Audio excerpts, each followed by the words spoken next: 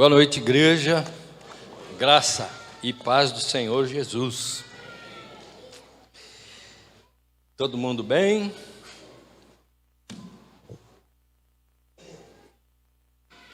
Gostaria de ler alguns textos, primeiramente com você.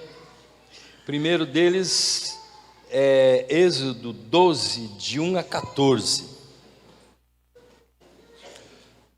A versão que eu vou ler é a King James. Pode soar um pouquinho diferente, se a sua for outra, né? Mas o sentido é sempre o mesmo. Diz assim esse texto, Êxodo 12, 1 a 14. Disse Yahvé a Moisés e a Arão na terra do Egito: que este mês seja para vós o princípio dos meses. Será o primeiro mês do ano. Falai a toda a congregação de Israel, dizendo: no dia 10 deste mês, que cada homem tome para si um cordeiro para cada família, um cordeiro para cada casa. Entretanto, se a família for pequena para consumir um cordeiro, então se juntará com o vizinho mais próximo de sua casa, conforme o número de pessoas. O cordeiro será escolhido na proporção de que cada um puder comer. O cordeiro será macho, sem defeito e de 1 ano. Vós o escolhereis entre os cordeiros ou entre os cabritos, e o guardareis até o dia 14 deste mês. E toda a assembleia da congregação de Israel o degolará à tarde, e tomarão um pouco do sangue e passarão sobre os 2 umbrais e sobre as vergas das portas das casas em que o comerem. Naquela mesma noite comerão a carne grelhada no fogo com pães matzá, não fermentados, e ervas amargas a comerão. Não comereis dele nada cru, nem cozido em água. O animal inteiro, incluindo a cabeça, as pernas e os miúdos, será assado em brasa. Nada deixareis sobrar até pela manhã. Caso isso aconteça, queimareis o que restar. Ao comer, estai prontos para partir. Cinto atado, sandálias nos pés e cajado na mão. Comereis às pressas. É a Páscoa do Senhor. E naquela mesma noite eu passarei pela terra do Egito e matarei os primogênitos, tanto dos homens como dos animais, e executarei juízo sobre todos os deuses do Egito. Sangue, porém, será para vós um sinal nas casas em que estiverdes.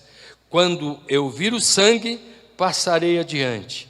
A praga de destruição não vos atingirá quando eu ferir o Egito.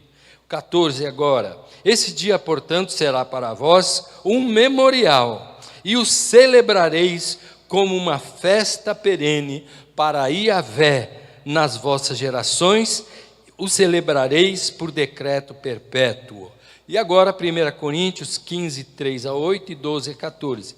15 de 1 Coríntios 3 a 8. Diz assim: portanto, o que primeiramente vos transmiti foi o que também recebi, que Cristo morreu pelos nossos pecados, segundo as Escrituras, foi sepultado e ressuscitou no 3º dia, conforme as Escrituras, e apareceu a Pedro e depois aos 12. Depois disso, apareceu a mais de 500 irmãos de uma vez, a maioria dos quais ainda vive, embora alguns já tenham adormecido. Mais tarde apareceu a Tiago e a todos os apóstolos, e depois de todos apareceu igualmente a mim, como a um que nasceu fora do templo. Ora, se tem sido proclamado que Cristo ressuscitou dentre os mortos, como é possível que alguém dentre vós afirmais que não existe ressurreição dos mortos? Então, se não há ressurreição dos mortos, nem mesmo Cristo ressuscitou. E se Cristo não ressuscitou, é inútil a nossa pregação, como igualmente é improdutiva a vossa fé. O que estamos comemorando hoje? O Márcio já deu a dica. Já deu a cola para você. A Páscoa. Estamos celebrando a Páscoa. Então eu lhe pergunto, o coelhinho da Páscoa passou lá na sua casa? Foi bonzinho com você? Trouxe-lhe ovinhos de chocolate? Trouxe. Certa vez, quando a Marli namorava comigo, muitos anos atrás, eu fui numa ocasião de Páscoa visitá-la. Sabe, eu estava aqui, ela lá no sul, né? Eu fui visitá-la. Aí eu gostava sempre de ir à igreja, né? Quando eu estava assim, em viagem. Mas eu cheguei na determinada igreja e bem na porta assim tinha um cartaz com um coelhinho desse tamanho, né? Dizendo assim, com os dizeres: Feliz Páscoa. Eu fiquei muito indignado com aquilo, irritado mesmo de ver um coelhinho numa igreja evangélica recebendo alguém, né? Recebendo o pessoal. E para muitos, a Páscoa é um feriadão movido a chocolate. Não quero falar nada contra esse tipo de alimento, porque senão o Márcio vai romper a amizade. Vai falar para mim que se lasque você e vai me romper a amizade. Ele é chocolatra. E então nada contra o chocolate, mas a Páscoa verdadeira não tem nada a ver com coelhos, nada a ver com ovos, nem com chocolate. E eu só posso dizer que, lamentavelmente, celebrações cristãs, tipo Natal e Páscoa, tornaram-se alvo do comércio ávido por lucros. Mas não tem nada a ver com coelhinho, ou Natal com Papai Noel, nada disso. Ora, se a Páscoa verdadeira nada tem a ver com ovos de chocolate, com coelho, tem a ver com o quê? O que é e para que é a Páscoa? Há duas Páscoas, a judaica e a cristã. A cristã deriva da judaica, mas a cristã supera a judaica, é maior que a judaica. E você vai ver por quê. A judaica aponta para a Páscoa cristã, servindo-lhe de ilustração ou servindo-lhe de protótipo. Então vamos ver. Então vamos aos antecedentes da Páscoa. Como isso aconteceu? Israel era um povo escravizado no Egito por mais de 400 anos já. Quando Deus então envia Moisés para ser seu libertador e tirar o povo daquela situação de escravidão. Receoso de perder a mão de obra escrava, Ramsés, o faraó, endureceu seu coração e não permitiu a saída do chamado povo de Deus, não permitiu a saída dos hebreus. Deus então realiza uma série de manifestações que assustam os egípcios e destrói com diversas pragas a credibilidade das divindades egípcias, porque eles criam naquilo tudo, naqueles animais, naquelas coisas todas, como deuses. E finalmente o faraó tem o seu coração ainda endurecido, resiste. Finalmente Deus manda a 10ª praga, que seria a morte dos primogênitos em todo o Egito. Para a proteção dos primogênitos hebreus, Deus proveu-lhe então um meio pelo qual eles seriam livres da morte. Nessa noite, o povo, conforme a determinação do Senhor, estaria vestido pronto para a viagem, calçado, com a mala pronto para correr e sair às pressas do Egito. As famílias deveriam obedecer algumas orientações, e as famílias que obedecessem seriam livres, mas que não sofreriam as consequências também. Porque o anjo exterminador passaria, e se a família houvesse obedecido, pularia aquela casa, passaria daquela casa, o Pessah. Então, o significado da Páscoa. Páscoa quer dizer passar por cima, pular, passar de largo, poupar. Cada família deveria imolar um cordeiro, macho, de 1 ano, perfeito, e deveria molhar numa bacia que conteria o sangue daquele cordeiro, num molho de ervas, e passaria nos umbrais da sua porta de entrada. E o anjo pularia aquela porta que estivesse marcada com aquele sinal do sangue do cordeiro. Assim, o sangue aspergido nos umbrais da porta garantiria a segurança e o livramento daquela casa.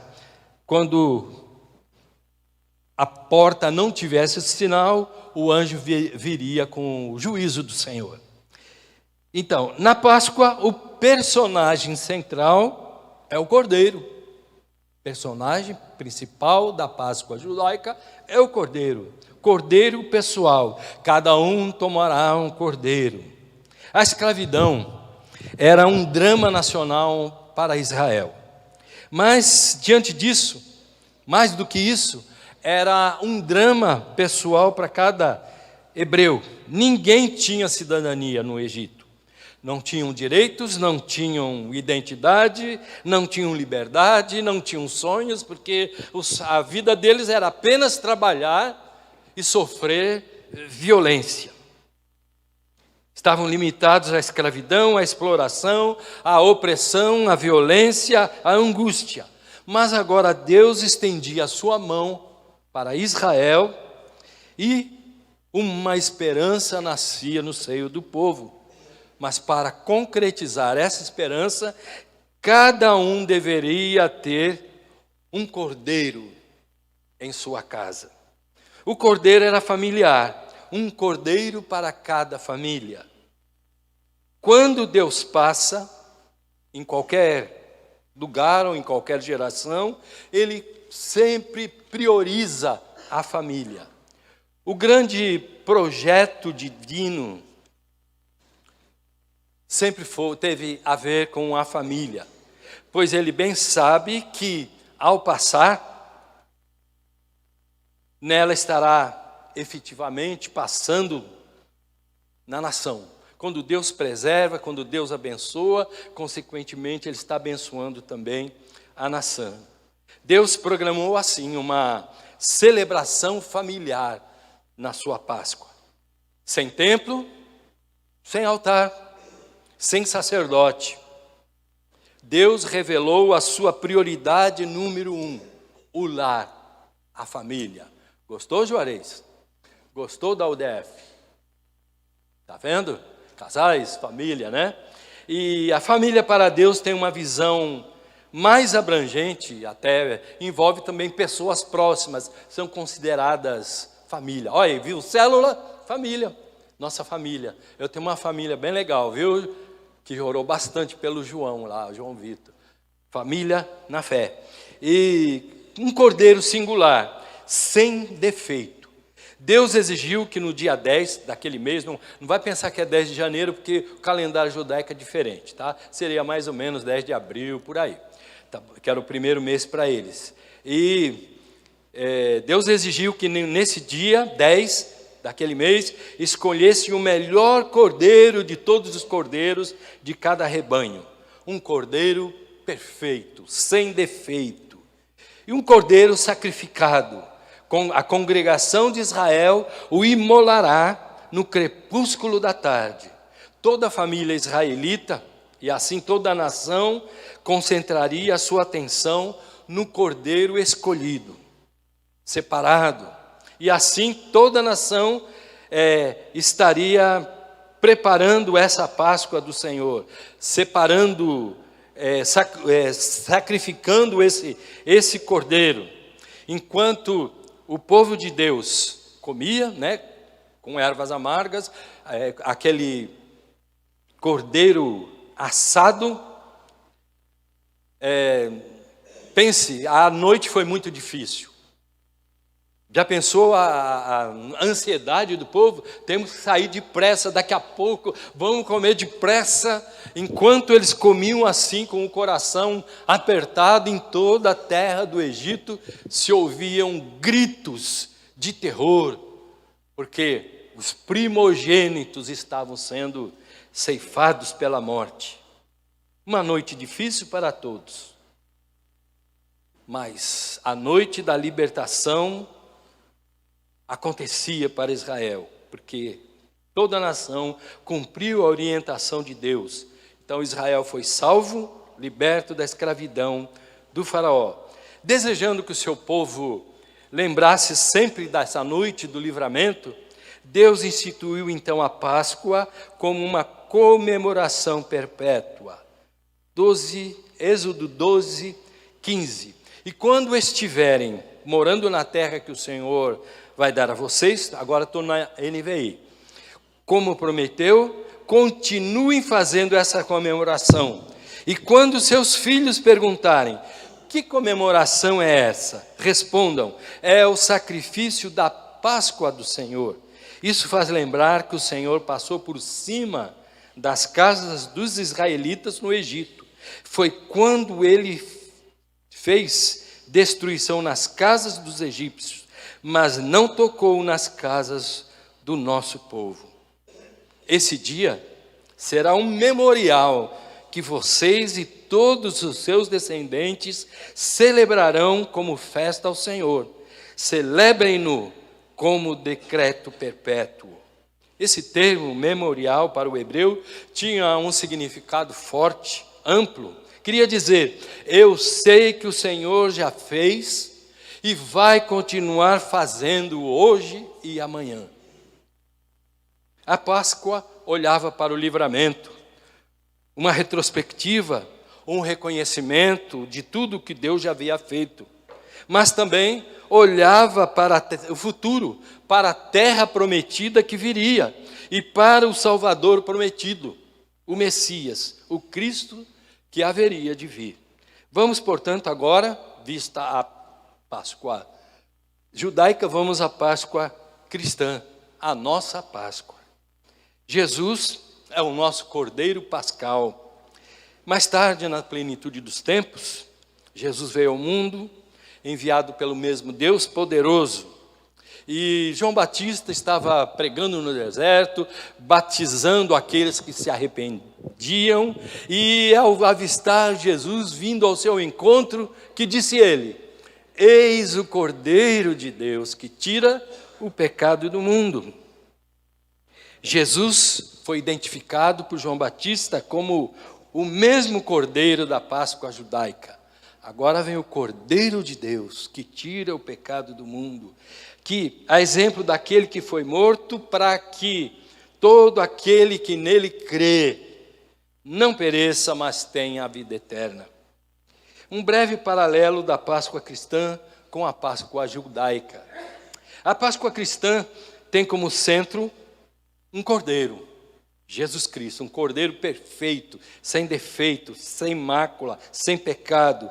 Eis o Cordeiro de Deus que tira o pecado do mundo. Jesus é o Cordeiro Pascal. Jesus, filho de Davi, disse certa feita, um homem necessitado em aflição, tem compaixão de mim. Jesus é o Cordeiro pessoal.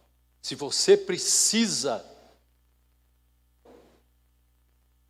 vive algum momento atribulado, ou reconhece uma necessidade, olhe para Jesus. Jesus, Cordeiro de Deus, olhe para mim, tem compaixão de mim, faça como aquele homem. Jesus é Deus passando em nossa nação para alcançar cada pessoa.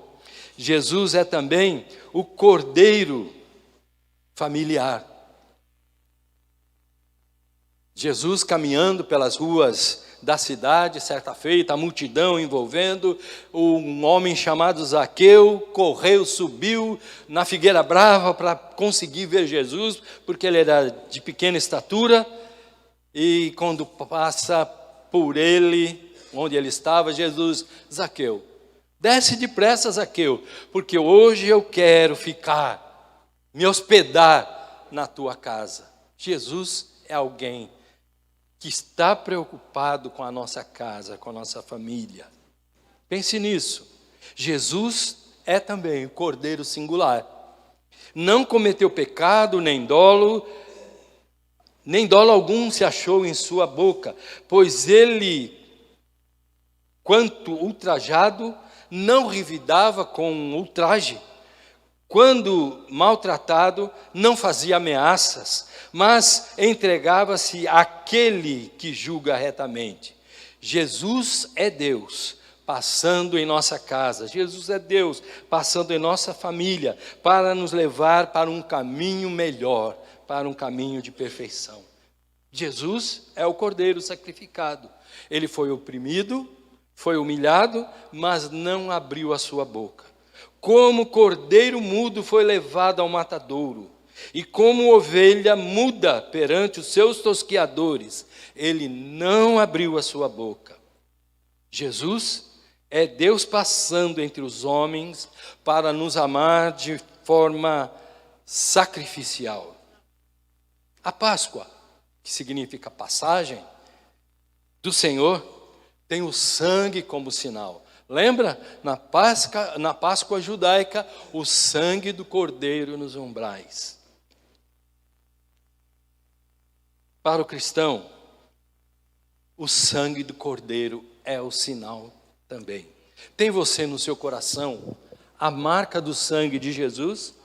Na Páscoa judaica, em todas as casas onde houvesse sangue, aconteceria uma ceia de cordeiro temperado com ervas amargas e acompanhado de pães asmos ou metzá, comido às pressas, mas vivido como uma emergência intensa única de comunhão libertadora. Mas na Páscoa cristã, Jesus é Deus passando entre nós para nos atrair para si, para a comunhão pelo seu sangue.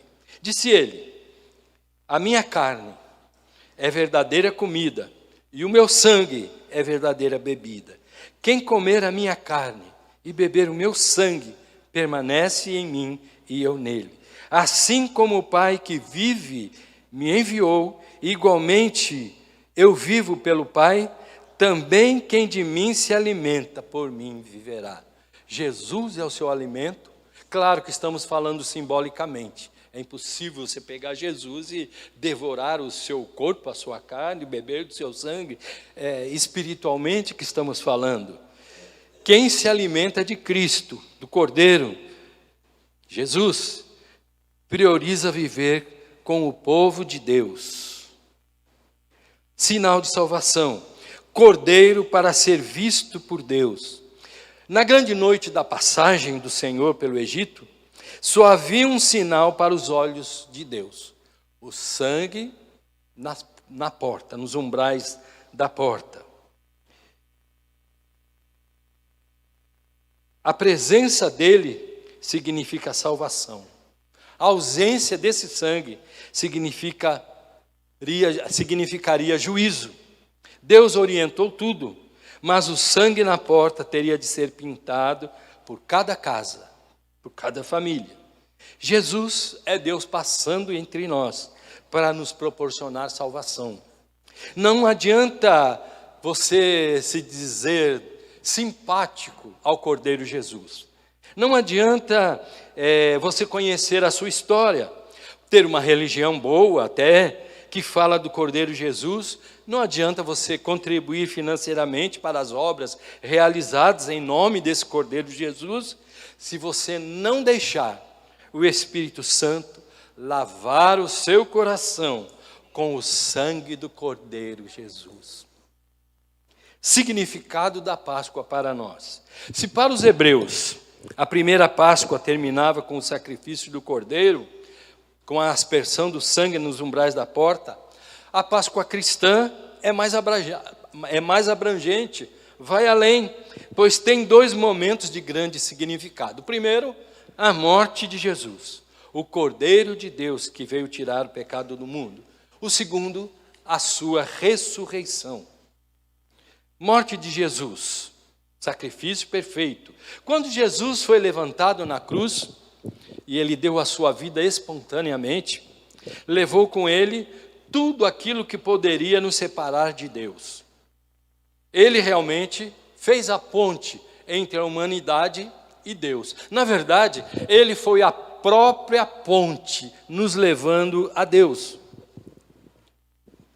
Foi o único caminho, é o único caminho para nos levar ao Pai. Seu sacrifício foi perfeito.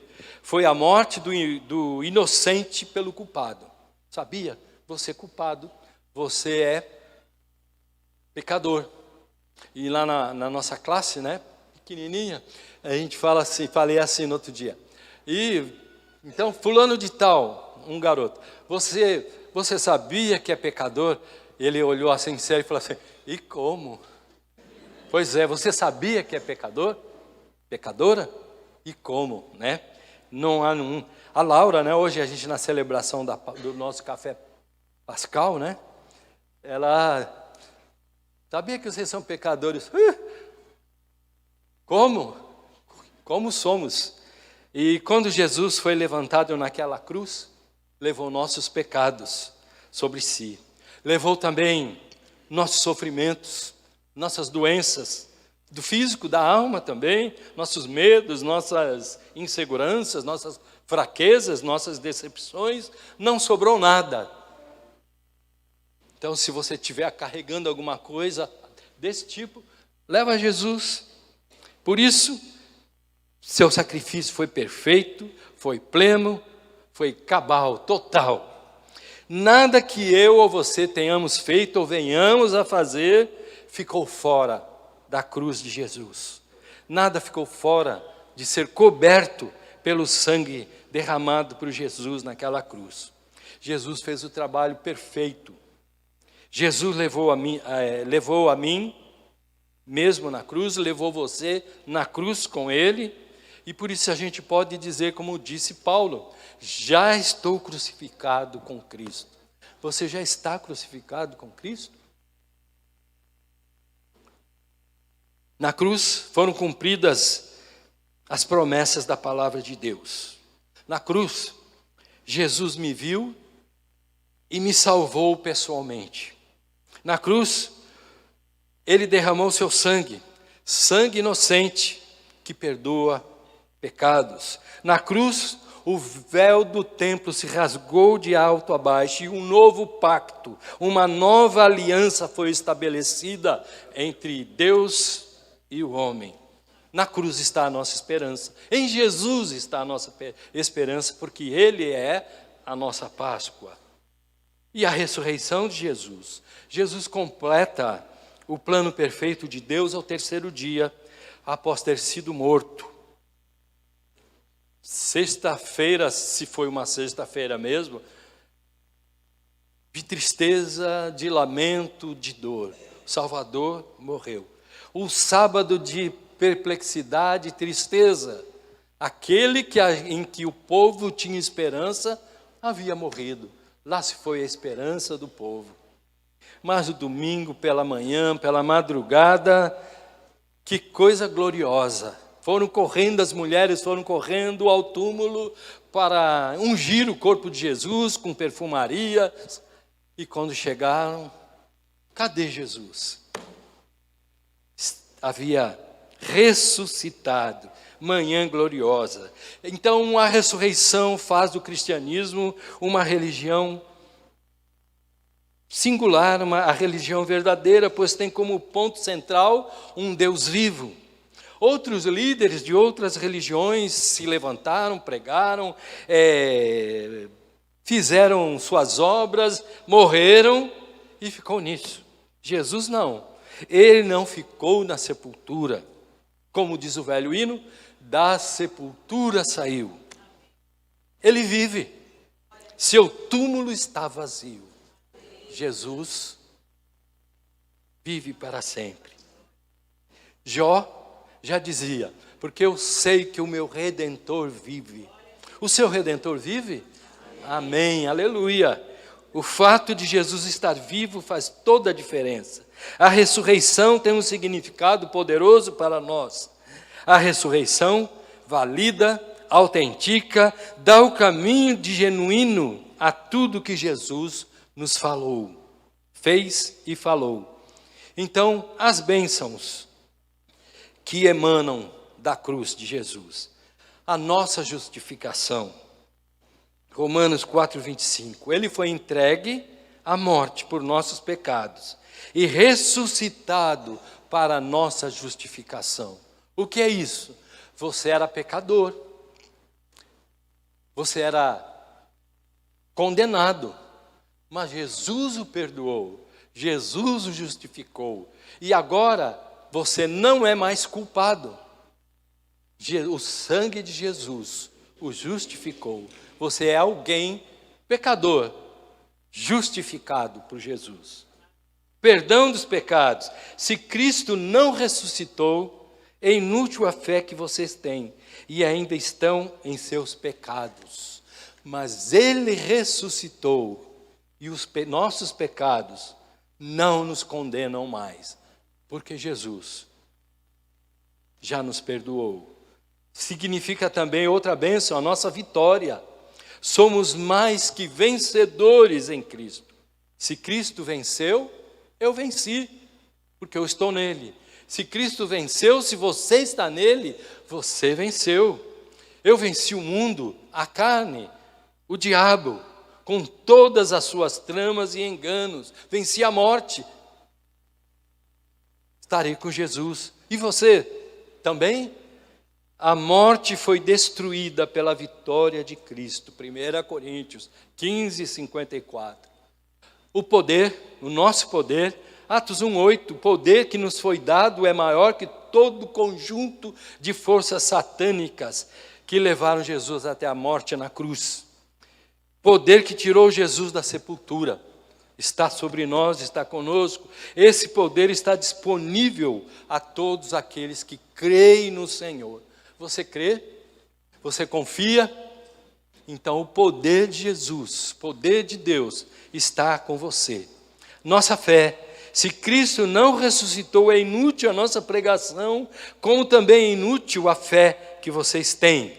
Mas nossa fé é verdadeira, nossa pregação é verdadeira, nossa igreja é verdadeira, o céu é verdade.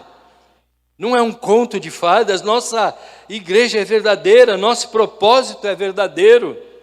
Tudo está confirmado, visto que o nosso líder, Jesus, está vivo para sempre. Jesus vive. Eu sei que o meu Redentor vive, disse Jó, e nós podemos dizer com ele, meu Redentor vive. Nossa Páscoa não termina com a morte, mas com a ressurreição, com a vida. A Páscoa, passagem do Senhor, tem um propósito: fazer um resgate histórico. Quando Deus passa em uma geração, Ele quer que os efeitos da sua passagem se evidenciem nas gerações seguintes. Jesus passou entre nós e deixou a ceia como um memorial da sua passagem salvadora. Jesus, o Verbo se fez carne e habitou entre nós. Jesus morreu, ressuscitou e deixou a ceia como lembrança para nós. Diz ele, isso é o meu corpo, na instituição da ceia, isso é o meu corpo que é dado por vós. Fazer isto em memória de mim. A ceia é também um memorial. Estou levantando a bola para o nosso pastor que vai dirigir a ceia, né? A ceia é um memorial. Devemos nos lembrar do que ela significa. A libertação está intimamente ligada à celebração. A judaica, deixa ir o meu povo para que me celebre uma festa no deserto. O Egito é um símbolo do pecado, da escravidão, que rouba a nossa mente, nossas emoções, nosso corpo, nosso tempo, nossos talentos, nossos sonhos, nos desvia do foco. Mas a salvação pelo sangue de Jesus significa liberdade e responsabilidade para celebrar. Deus espera a nossa celebração. Jesus espera a nossa celebração. Lembra quando Jesus curou 10 leprosos? 10 foram curados. Quantos voltaram? 1. E ele ficou tão decepcionado. Não foram 10 os curados, porque só 1. Hoje nós somos uma congregação de curados em Cristo Jesus. Ele quer a nossa celebração, quer a nossa vibração, o nosso louvor, a nossa adoração. O céu é uma celebração eterna ao Cordeiro. A Páscoa exigia o uso de pães sem fermento. O fermento, no contexto bíblico, é sinônimo do pecado que precisa ser determinantemente rejeitado. Com o sangue nas portas das casas, os israelitas estariam livres da condenação. Mas uma vez livres dela, precisariam construir um caráter semelhante ao de Deus. A Páscoa deve ser uma assembleia santa, ou seja, uma reunião santa. A ceia deve ser uma reunião santa, porque em Cristo somos santos. Não por sermos perfeitos, mas porque fomos perdoados e justificados. Celebrar a ceia, celebrar a Páscoa, é reafirmar um pacto de santidade com Deus. Jesus passa hoje para nos santificar. Lembrando da ceia celebrada pela igreja de Corinto, que era celebrada com imoralidade. Não é boa a vossa jactância. Não sabeis que um pouco de fermento leveda a massa toda? Lançai fora o velho fermento, para que sejais nova massa, como sois de fato sem fermento. Pois também Cristo, nosso Cordeiro Pascal, é Paulo falando, foi imolado. Por isso, celebremos a festa, não com o fermento da maldade e da malícia, e sim com os asmos da sinceridade e da verdade. É isso que Deus espera de nós, sinceridade e verdade. Você é verdadeiro? Você é sincero? Limpo de coração? Seu coração está lavado pelo sangue do Senhor? Na verdade, Jesus é hoje a nossa Páscoa. Ele veio substituir a Páscoa judaica. Em Mateus 26, é narrada a celebração da última Páscoa, em que Jesus participou com os seus discípulos. E a partir do versículo 26, ele institui a Páscoa, a ceia, como uma celebração para os seus discípulos, para a sua igreja, simbolicamente representada pelo pão, sua carne, pelo vinho, o sangue, que ele derramaria no Calvário pelo nosso pecado. Concluindo, o mundo tem necessidade de Deus. Eu também preciso de Deus. Você certamente precisa de Deus. Deus não mandou seu Filho ao mundo para ser apenas uma boa influência, um bom exemplo, para que você olhando, olha, como Jesus foi bondoso, como Jesus foi maravilhoso. Não apenas isso.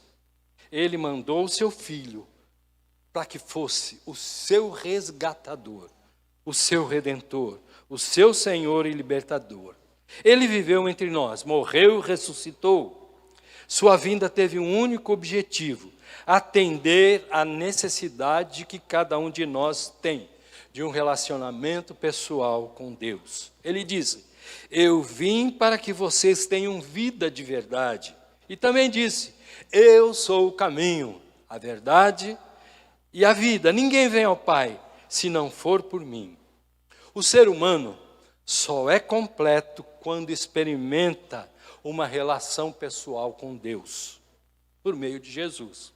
Sem Deus, Sem Jesus, o homem é apenas uma caricatura distorcida, não experimenta a verdadeira felicidade, não tem respostas para as suas perguntas, tem uma inclinação natural para o caos, para o erro, para a maldade, tem medo e a incerteza pelo que vem após a morte. Como é triste assistir o funeral de alguém que não tenha Jesus, de alguém que não tinha esperança. Doloroso. Mas, no de algum irmão, aquela tristeza natural, mas a gente sabe que vai encontrar o nosso ente querido quando partirmos também. O que Deus fez? Logo após a instauração do caos, quando o homem começou a buscar os seus próprios caminhos, Ele providenciou por meio de Jesus Cristo, o Filho de Deus que vive, o Senhor dos Senhores, que o homem pudesse retornar a Ele. Deus enviou o seu Filho ao mundo para que você fosse liberto, para que você fosse salvo do caos. Deus quer lhe dar uma vida boa aqui, uma vida que vale a pena aqui, a vida eterna lá, quando você partir desse mundo. E Ele fez isso por amor. E isso é Páscoa. Jesus veio, morreu, ressuscitou em seu favor.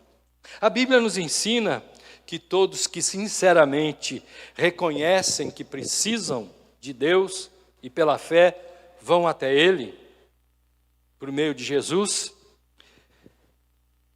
é um fato histórico, estes serão libertos, obterão de Deus a bênção da instauração da ordem em suas vidas. Jesus coloca em ordem o nosso caos.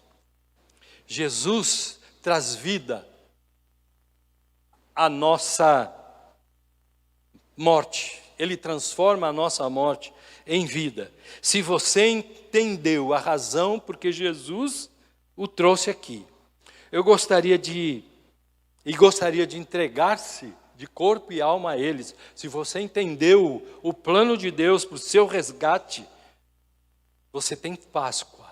E eu gostaria de lhe convidar a, se ainda não fez uma decisão, que nessa noite você a fizesse. Diga aí, curve a sua fronte e diga aí no seu coração: Senhor, eu te entrego a minha vida. Eu te entrego a minha vida, meu coração. Eu entendi teu plano de resgate para mim. Entendi a razão da Páscoa. E eu quero entregar meu coração inteiro ao Senhor. Entra na minha vida. Muda a minha história.